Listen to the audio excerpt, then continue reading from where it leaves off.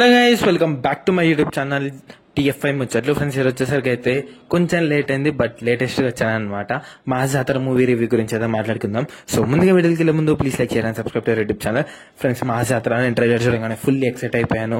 Comeback film అన్నట్టుగా అయితే మీకు ట్రైలర్ రెస్పాన్సెస్ లో రియల్ లైఫ్ లో కూడా చెప్పాను. నాకు నిజంగానే ట్రైలర్ చాలా చాలా చాలా నచ్చింది. ఎందుకంటే కమ్బ్యాక్ రవితేజను చూడబోతున్నానేమో. స్టోరీ రొటీన్ ఉన్నా పర్లేదు, మొత్తం సీన్ ఏరియాతో వెళ్ళినా లేకపోతే సీన్ వైజ్ వెళ్ళినా కామెడీ పండినా సరిపోతుంది అని నేను అనుకున్నాను. చాలా మంచిగా అయితే ఫీల్ అయ్యాను అనమాట. అండ్ డైరెక్టర్ కూడా చాలా దానికైతే స్టోరీ రైటింగ్స్ అయితే రాశారు. సామజవర గమన కావచ్చు, రిమైనింగ్ అన్నిటికీ అవన్నీ హిట్ ఫిలిమ్స్ అనమాట. సో అలా హోప్స్ అనేది చాలా పెరిగాయి. బట్ సినిమా అనేది బిస్కెట్ అయిందనమాట. ఎందుకు బిస్కెట్ అయిందంటే ఫస్ట్ హాఫ్ రియల్లీ చాలా బాగుంటుంది.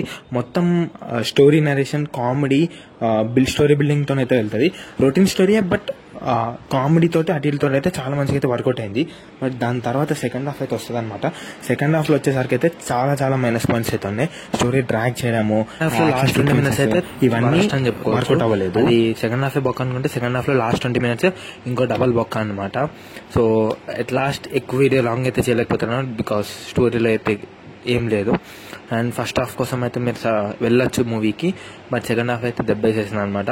మా రవితేజ కంబ్యాక్ అనుకుంటున్నాను, బట్ అది అవ్వలేదు. అండ్ నేను ఇచ్చే రేటింగ్ వచ్చేసరికి అయితే 1.5 out of 5. సో మీరు అనుకున్నారో కామెంట్ చేయండి. సో ప్లీజ్ చేయండి.